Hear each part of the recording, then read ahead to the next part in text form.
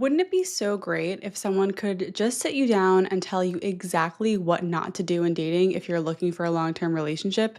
Oh, wait, that's happening right now. In today's episode, I'm breaking down the top 10 mistakes to avoid in dating and what to do instead so you don't have to learn the hard way like I did. Welcome back to Dating Intentionally. I'm Talia. I'm sharing no nonsense advice for navigating modern dating with confidence and ease. Whether you've been on dozens of dates or you're just getting started, I believe dating can be fun, especially when you feel confident about what you're doing. I know dating can be really overwhelming, and this episode is going to equip you with what you need to beat some of that overwhelm and stop making the same mistakes over and over. Let's jump right in. So, I'm sharing these 10 mistakes to avoid based on my own personal experience and the experiences of my clients and listeners who I talk to every week. Since starting this podcast in 2022, I have talked to countless people like you who are actively dating and looking for something long term. And a lot of this is based on what I've learned. So, one is texting too much before meeting. Have you ever been in a situation where you start talking to someone, maybe from a dating app, and you realize you can't meet right away? So you end up just talking every day for matching. And it's not just a quick check in, you're having full blown conversations via text. Okay, we need to stop this. This is a big mistake. So I've definitely talked about this one before on the podcast, but it happens a lot. This is very common.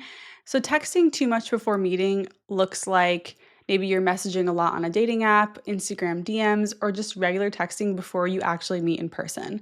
Now, if you are dating and talking long distance, you can replace meeting in person with a phone call or video call, right? That is going to be the in person meeting that you're trying to get to.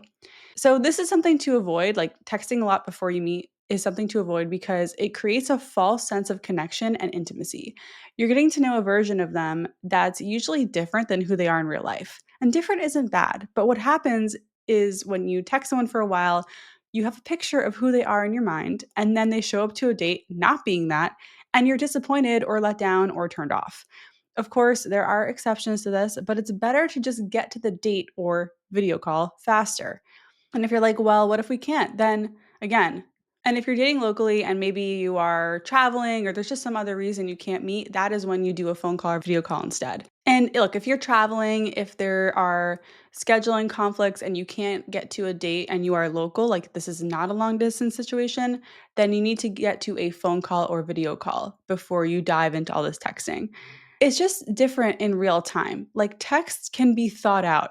I can sit here and if we're texting, I can come up with a funny or charming response in a few minutes versus when we're having a conversation face to face. It's more natural and there's more of a flow, or maybe there isn't, right? Like you will find that out sooner if you actually meet them in person or talk to them in real time. The other issue with texting before meeting is that unless you know them through work or friends or school or temple or church, they're likely someone you've never talked to before, so you don't really have that much to talk about. Like, there's no reason to spend all that time texting someone you don't know. People need to earn their way into being someone you give that energy to, and that takes time. So, here's what to do instead. One, set up a date and don't text until the day before or so to confirm the date or something like that. It's okay to do a quick check in, like, hey, hope you're having a great week, or hey, like, are you watching this show? I think it's really great. Like, whatever, like a quick little small talk thing, that's fine. But save the getting to know you conversations for the date. If they're texting you a lot and trying to chat you up, you can say that you want to save the good stuff for your date. You could be like, hey, you know what? I'm really glad you want to chat, but like I prefer getting to know each other in person. So let's just save it for the date. And if they're texting you and there's no date planned, say that you want to meet. If they ask you a question, just be like, hey, that's a great question to answer in person. When do you want to meet up? I have a ton of free resources and dating guides linked below, including text templates that you can use in virtually any dating situation. So if you need these scripts, they're linked below for free in the show notes.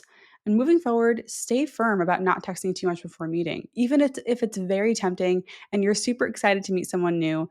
This way, you'll start having more fun on first dates and getting to know the real them, not who they are behind a screen. The second one, which kind of relates to this, is rushing the connection. So, this looks like when you are trying to get to relationship milestones quickly. Relationship milestones meaning like exclusivity, trying to become official, certain conversations you might get into when you're farther down the line in a relationship. That could be like asking, what are we? 2.5 weeks into dating, or talking about future travel plans together on date two. It could be jumping into bed on date one or oversharing a past trauma very early on to rush the intimacy. Rushing the connection takes a lot of different forms, and it is definitely a mistake you want to avoid moving forward. And I think people make this mistake without being aware of it. Everyone wants to skip the dating phase and go right to the stage where we're on the couch in our sweatpants watching serial killer documentaries, or just automatically having a plus one to everything and all of those amazing things that come with being an established relationship. People don't like the part of dating where you have to actually get to know each other slowly and vet each other because it's hard. And it can be a lot of effort for a little reward, or most of the time, no reward. But here's the thing, when you slow down, and I talk about this on the podcast a lot, you can be so much more discerning about who you get to that fun stage of a relationship with. Also, let's not forget that getting to know someone, especially someone you like a lot, can be a blast. But it's hard to remember that after you've been through a dozen talking stages or continue to get ghosted after date three. I get it. I have a few podcast episodes about slowing down where I get into how to avoid this in a lot more detail. And they're some of the most popular episodes I have. So you can check them out. I'll link them below. One is how to stay grounded in early dating, and the other one is top 10 tips for slowing down in early dating. But if there's one tip that I feel like is the most impactful to avoid this mistake, it's to remember how long you've known them. Okay. Keep reminding yourself how long you've actually known this person, how much time you've spent with them in real time, not texting. When you find yourself obsessing about the future with someone, remember that you likely just met them and barely know who they are, and might not even know if you want that dream future with them specifically. This is an extreme example, but if you're dreaming of the wedding and you've only been on two dates, you're probably rushing the connection, and you've got to stay focused on reality. It takes practice, but you'll make much better decisions in your dating life when you slow down. All right, rolling right along here. The third one is talking about really heavy things in early dating. This one is kind of hard to explain because there's a lot of nuance here, so stay with me. Something I talk about often here on the podcast and on my Instagram, and you'll see other people sharing this advice too, is talking about the importance of compatibility and alignment. And that might look like having conversations early on about whether or not you want to have a family, if religion is important to you, your political beliefs, and all that stuff. And I stand by this advice. When it comes to your deal breakers, it makes sense that you want to address them before you're 6 months in and realize you're not aligned on something major. But here is the nuanced mistake that I'm seeing. There's a difference between answering the question, do you see kids in your future, and talking about how you're going to raise kids. There's a difference between mentioning that you're struggling with something medically or you've been through something hard and talking about how you're going to manage that as a couple. I hope this makes sense. I guess the difference is knowledge and what you plan on doing with that knowledge. Like if I figure out on date one that you and I align on marriage, that's great. But we shouldn't be talking about what kind of wedding we want. That's the mistake. And the reason it's a mistake is that you're basically navigating these situations as you would if you were a couple before you even know if you like each other yet. So, this is like if you're talking about this stuff before you are even in a relationship. And this adds a lot of pressure to an already very delicate period of dating. What ends up happening is that before you even know if you want a relationship, before you even know if you have fun together, you're focusing on all these potential obstacles that won't even matter way down the line if you don't want a relationship with them. So you don't need to agree on how you're going to raise kids before you are officially a couple. You don't need to figure out what you're going to do for your wedding before you even know if this person is marriage material. And I get why we do this. It's because we want to avoid pain and conflict. We want to avoid the pain of learning something a few months or a few months. I get why we do this. It's because we want to avoid pain. We want to avoid the pain of learning something a few months or a few years in and realizing that it can't work. But that is the risk. In early dating, you need to be focusing on whether or not you enjoy being around them first, while yes, figuring out alignment on the broad topics that are important to you. You need to trust that you will make decisions with a partner down the line on these heavier things. You don't always go into a relationship knowing absolutely how you're going to handle everything life throws at you. When you get into these discussions, you're not being present because, again, none of this matters if you don't enjoy each other's presence. So, figure that out first and foremost. Figure out if you want to start dating this person seriously before you get into serious conversations about how you're going to raise kids, where you're going to retire, if you're going to have a religious wedding, and all these other topics that you can get into way down the line. I know some people disagree with me on that one, so I'm really curious to hear what you think. So you can comment below if you're watching on YouTube or listening on Spotify. You can also send me a DM on Instagram at dating.intentionally. Okay, the fourth one is not saying what you want early on. This is such a big one. So, the mistake to avoid here is keeping quiet and not sharing your relationship desire, goals, and intentions.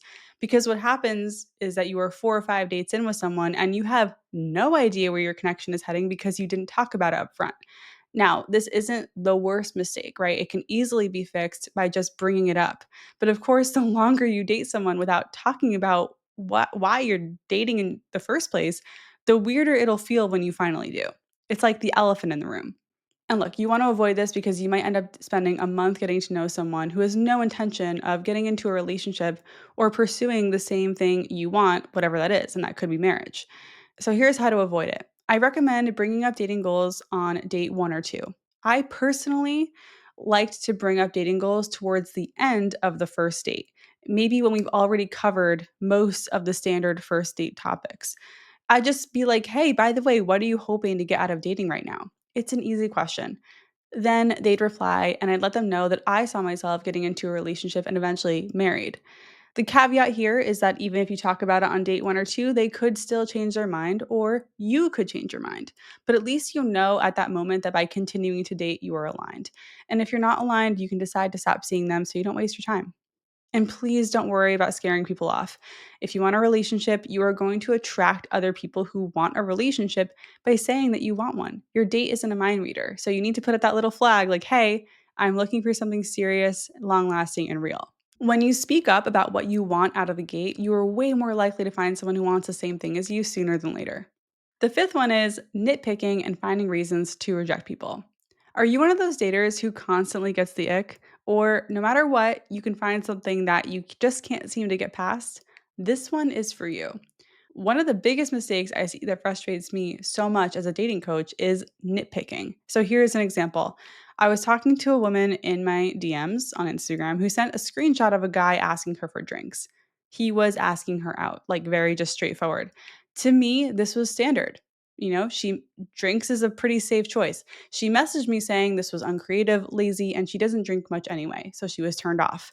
Look, if you actually want to date, this attitude is not going to work. I reminded her that drinks was a pretty safe date choice. Even though he wasn't creative, he was still taking initiative by asking her out. And if she didn't like his date idea, she could suggest something else, which is what I would have done. Then she said she won't do that because then she'd be doing all the work. And this is very frustrating to me as someone who helps people get to the date because when you nitpick, you never get to have dates. Being overly nitpicky will hold you back. Yes, you can have your standards and boundaries, but you need to remember that people who you're newly meeting, especially on dating apps, do not know you. And it's on you. It's on you to give them a chance by informing them that, hey, I don't drink much, or hey, I want to meet, halfway, or hey, I don't want to be picked up for our first date. I can get myself to the date, or whatever it is. I understand the nitpicking. I used to do the same thing. You feel like you're holding up your standards very high. You feel like you're being very selective. I get it. Even with my husband, I remember mentally nitpicking things, but I ignored that voice because I knew that nitpicky voice was holding me back. It's like this voice that actively looks for things to be icked out about or things to reject them for, like these little things that don't actually matter. Again, I'm not saying to have no standards and boundaries. I'm saying to have a more open mind because everyone is a little different and most people are well intentioned. You'll find it a lot easier to get into a relationship with someone who is incredible when you accept that everyone has weird quirks and no one is perfect. And if that nitpicking voice is very loud in your mind, you can push it to the side. You do not have to listen to that voice. It's just a part of you that is, protective. And that's okay, but you don't have to listen to that voice. I have 5 more for you coming, but real quick, if you're enjoying this episode and want more from me, don't forget to hit that follow or subscribe button wherever you are enjoying this podcast. Thank you so much. Okay, the next top mistake that I see very often is looking for sparks and sub mistake rejecting people when there are no sparks. And I'm curious, have you ever gotten a rejection text from someone where they go, I just didn't feel a spark? Or maybe you've sent that text. By the way, when I say spark, I mean instant physical attraction or instant attraction. So that could look different for people, but that's kind of what it means. Just like immediately you are drawn to them and there's a click and it's like instant and it's just there.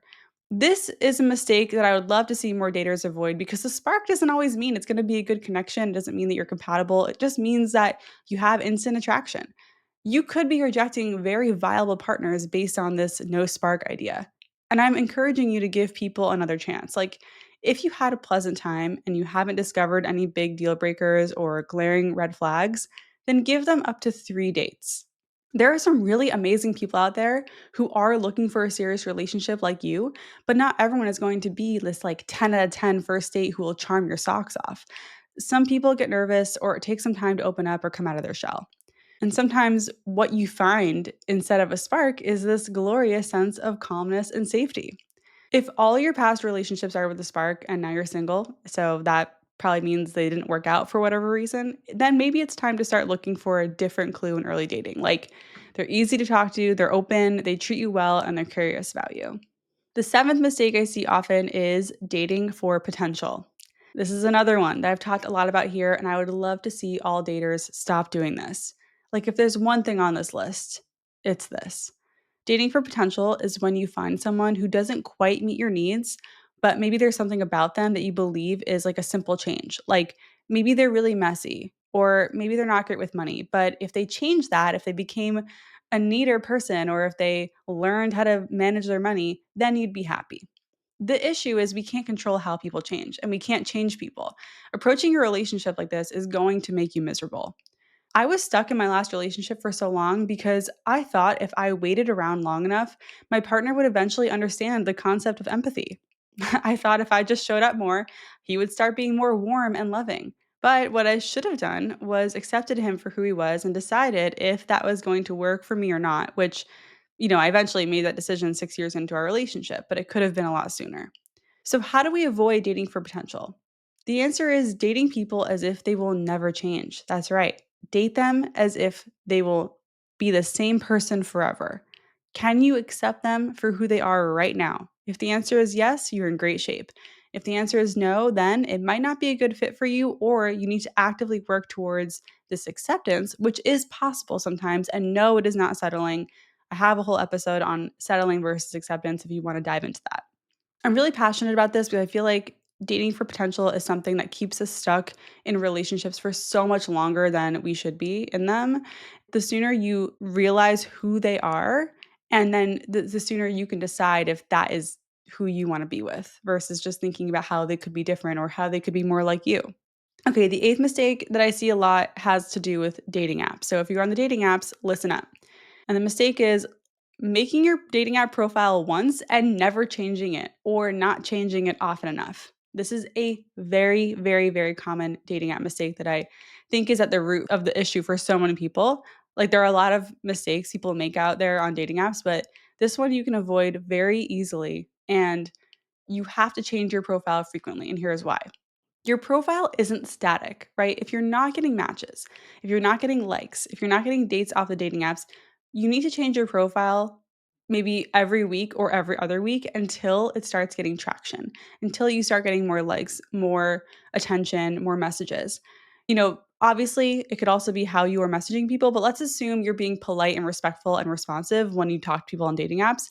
If your profile isn't getting you attention, it's time to swap out some photos for new ones and it's time to update your prompts. And you can update your prompts really easily, right? I get photos are harder to update because you need to like have good ones, and that can be tough depending on what kind of who you're hanging out with. And if you're just working from home every day and going to the gym, I get it. You don't have a lot of opportunities for new photos, but you can at least change your prompts. And if you are a man listening to this, women really do read profiles. So if you're looking at your dating app profile right now and you have one word answers, or your prompts aren't really filled out, or you haven't touched your prompts in months, you need to pause this podcast and start reworking them right now, because this is so important. I mean, when you change your profile, it shows the apps that you're active, which will help you get seen by more people. And it's something you can control here, right? You can use your prompts and your photos to attract the people you want to talk to. So please do yourself a favor and start updating them more frequently until you start getting more traction. All right, the ninth one on this list is not paying attention to your own patterns. So there's not much you can control in dating, but noticing your own patterns is one of them. Your dating journey has probably been full of ups and downs. You've probably met people who confused the hell out of you, who said one thing and did another, who ghosted you and then popped back into your life months later. Or maybe you haven't experienced those things, but you might. No matter what's going on in your dating life, there is one common denominator, and that is you. Please don't take this as me saying you are the only person to blame. There are absolutely a lot of people out there who don't have the decency or courage to send an anti ghost text. And there are a lot of people in the dating pool who have unhealed wounds that might affect how they treat others. But again, we can't control that. We can only control our own behavior, decisions, mentality, and healing. The mistake here is being so focused on the ways that other people have done you wrong without focusing on what you could do in the future that might result in a different outcome. Again, I'm not trying to justify other people's actions that may have hurt you. If you have been hurt, that's valid. But here's how to remedy this. I recommend reflecting on your dating experience in the past year. What parts did you like? Like what worked? What parts didn't do it for you? Looking back, how could you have communicated differently with your dates? Could you have done something different? And as you reflect on your experiences, try to pick out patterns. Here's an example from my dating journey. I noticed about halfway through my dating journey, when I was ready for a serious relationship, that when I had sex with people early on, I lost interest. I got turned off. And it's because of that rushed intimacy factor. And I know that's what it was for me. It was doing something really intimate with someone before we had an emotional connection and feeling weird about that. So my pattern was running away after sex. How did I fix this? By not having sex with people by date 3 and waiting until there was more emotional connection. And you know what? It worked. When I tried a different approach, I was able to create deeper connections and have more emotional intimacy before physical intimacy, which, let's be honest, made the sex better from the beginning anyway. So, my hope for you is that you can reflect on your patterns and actively try to break them. Will it be uncomfortable? Yes, but I know you can do it. All right, the last mistake on this list is another very important one. It is pushing your needs aside. So, pushing your needs aside looks like minimizing your needs and wants to make the other person more comfortable or make it feel like you're easy to be with. You're cool, you're chill, you don't need things, you're easy, you're laid back. No, this is a mistake because we all have needs. You will thrive in a relationship where you take up space, and that starts from the beginning. You have to speak up. Trying to be the cool girl, right? The cool girl is the laid back person who has no needs. I think the cool girl could also apply to men. Being the cool girl is a recipe for resentment down the line because while you're so busy focusing on their needs and wants and being the perfect person for them, your needs go ignored. And there could be a part of you that believes that if you show up perfectly, the other person will naturally meet your needs without you having to say anything because you're so amazing and low maintenance, right? Wrong. They're not a mind reader and they have no idea what your needs are if you haven't told them. So don't put yourself in this position. Speaking up for your needs is scary. I get it. But learning this one skill is crucial for entering a healthy, long lasting relationship in which you feel valued and loved. If you have no idea what your needs are, you can check out my mini course on how to identify your needs. It's linked in the show notes below, and it will walk you through step by step how to figure out what your core relationship needs are in an hour, which is great compared to the 5 years of therapy I spent figuring this out. So go check it out. To avoid this mistake, learn how to speak up and start building the muscle of communicating your needs to people you're dating. Even if it's as small as that you want them to come to your part of town for a date because of your work schedule, or you need more time to get to know them before being physically intimate, or you prefer more texting between dates. This is how you start building that muscle in early dating. And yes, it's going to feel weird if you've been pushing your needs aside to come off as more agreeable and low maintenance your entire life. This is how you start building the muscle in early dating. And yes, it is going to feel weird if you've been pushing your needs aside to come off as more agreeable and low maintenance your entire life. But we're going to put an end to that, okay? When you start speaking up for your needs, you are going to attract people who are actually ready to meet them, who actually see you as a person with needs and will accept that. Everyone has needs. Having needs does not make you needy. All right, so those are the 10 mistakes. I would love to hear from you. Which one do you think you're making? Which one are you going to stop making moving forward? You can let me know in the comments if you're watching on YouTube or listening on Spotify. You can also DM me on Instagram at dating.intentionally. And I appreciate you. Thank you for listening. Thanks for trusting me. And I hope you enjoyed this episode. Don't forget you're doing great. I love it if you share this episode with someone who is navigating dating and might need a little confidence boost or some tough love. If any of these episodes have helped you in your journey, you can help me by leaving a stunning review on Apple or giving Dating Intentionally 5 stars on Spotify. It would mean a lot to me. Once again, I'm Talia. This has been Dating Intentionally, and I'll see you next time.